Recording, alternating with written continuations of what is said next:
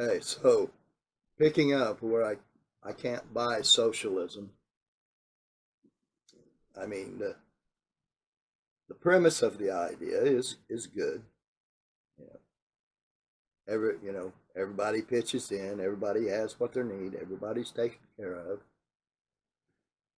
And if it was run by the Apostle Peter, like the little place in the New Testament was, I might submit to Saint Peter to run my socialist government.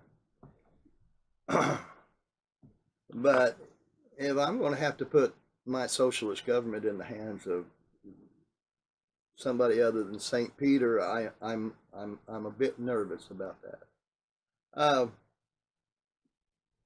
Now, capitalism uh, doesn't just ignore these people. Now, true, there are greedy people out there that love money. And you know what? Not all of them are rich. A lot of those people are poor. They love money, they just don't love the things they have to do to get it.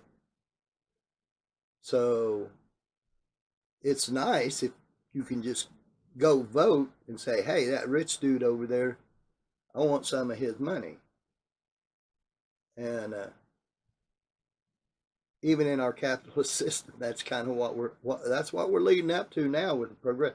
We've got 50% out there that only pay about 3% of the taxes. So if you've got half of the population paying 3% of the taxes, hey, no big deal. Raise the taxes on the rich. Raise them taxes. We don't care. We get some money out of it.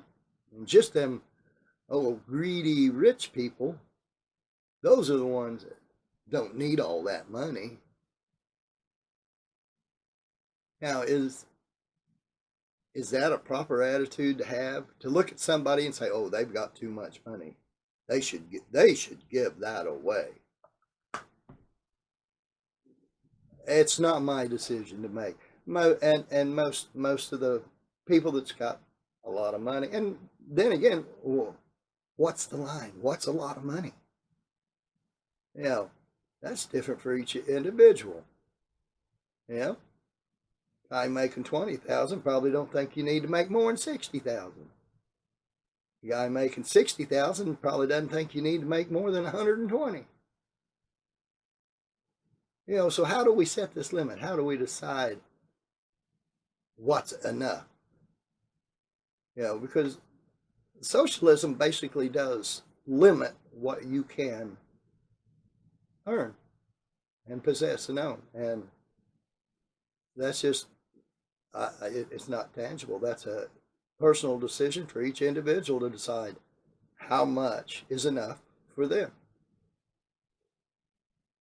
Now, how we handle that money, okay, that's individual too. A law that says you have to be charitable and give your money to the poor is not charity. It's extortion. Because when you don't obey the law that says you must give your money to this person, then the government enforces that law. And they come to take it from you. And if you say, no, I don't want to give you my money, then they pull out their gun and they say, yes, you will. And if you don't, we're going to take you to jail, and then we're going to take your money anyway. So, enact a law that says you make enough money. You don't need to make any more. We're going to tax the rest of it, and then we're going to spend it the way we see fit. And if you don't, we'll forcibly take it from you because it's the law. And it's right. So, you can't force charity. That has to come from an individual. Some will, some won't. Some with little money are very charitable, give a lot. Some with no money are quite stingy. It's not an amount, it's the heart. Now, the problem that I have with the Democrats is they love class warfare. Poor against the rich, poor against the rich. Well, why do they do that? It's quite simple. It's mathematics. You have 50% of the people paying no taxes. Then you have the top 10% paying about 80% of the taxes. So, if you've got over 50% of the people basically not paying any taxes, and you come out there and say, vote for me, I'm going to give you some free money, I'm going to go take it from these rich dudes over here and give it to you, you're going to get their vote. So class warfare pit the rich against the poor, or the poor against the rich. I ain't necessarily going to say the rich are against the poor. Seems to me the biggest contentious spirit is the poor jealous of the rich.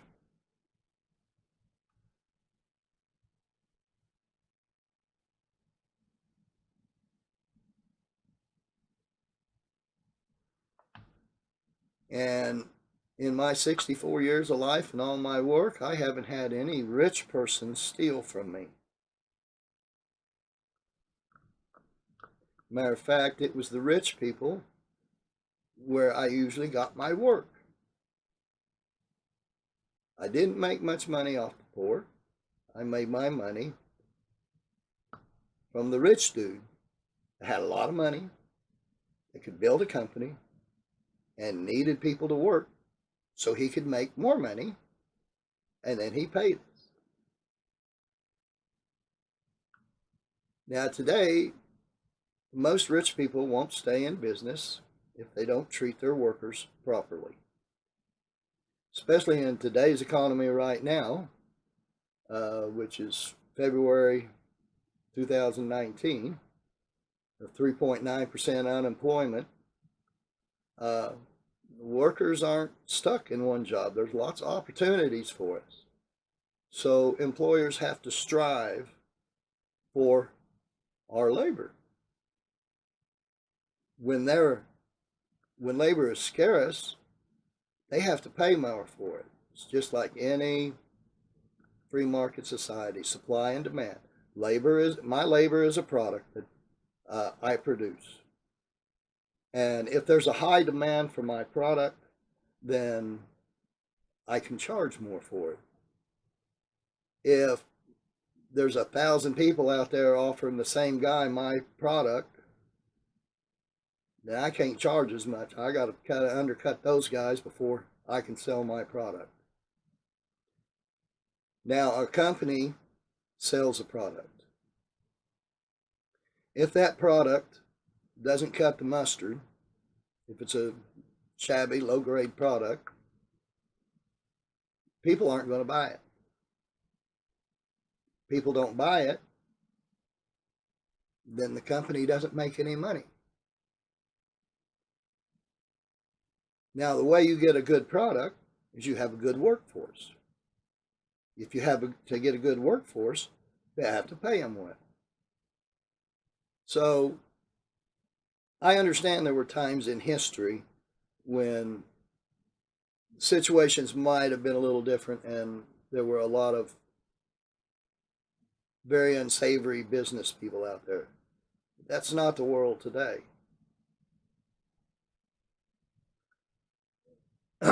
We have all the laws in place to protect workers from that sort of abuse. So if we understand the simple market and how it works and how labor is treated, I know I've worked for a lot of companies, and most of the companies I worked for understood that to keep good labor, even in times when labor is plentiful, they still have to treat the best laborers, decent, give them a decent wage, decent benefits, Otherwise, they won't be able to hang on to them. And they need the best workers they can get so that they can put out the best product they can put out so that they can make a profit and stay alive. And you'll find most big companies, although you may hear them make, billions and billions of dollars, the secret is not in billions and billions of dollars. The secret is in percent profit. Okay? If you invest $10 and you make 3% profit on that $10, you're going to make what, 30 cents? Okay? That's not a lot of money. But, if you're investing, millions of dollars and make 3%, then you make a lot of money. But the key is that 3% there. Okay? They're not making, a killing percent-wise off of this stuff. And you have to make a minimum profit. Otherwise, company doesn't do you any good. And this is also the same thing. I get irritated with people when it comes to taxes. They bitch about the rich getting the biggest tax break.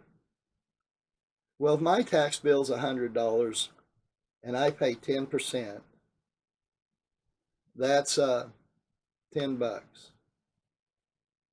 You cut that and cut my tax rate in half now. Well, I got a savings. It's 5% now. Okay. Now my savings, I have a savings of $5. I've got a whole 5% tax cut. That's pretty good. Now, if I'm paying taxes on $1,000 and paying 10%, then I'm paying $100. Give me a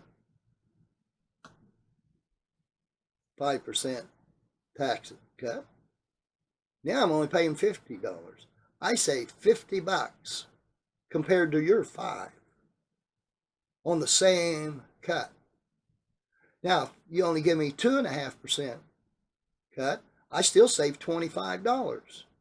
So my taxes only went down 2.5%. I saved $25. You got 5% and saved $5. So everybody then looks at the rich guy. Oh, well, he's getting all the tax breaks. No, it's the amount of money that we're talking about for each individual. Okay? It's called a percentage. All right? The rich guy still only got 2.5% cut. You got 5%. You saved $5. He saved $25. Why? Because you're paying taxes on 100. He's paying taxes on 1,000. Okay? So they say, oh, all the tax break goes to the rich. Money-wise, it looks that way, yes, because the amount of savings on a large amount of money is more money. But percentage-wise, which is where we should be looking, and this is what we should be taking care of.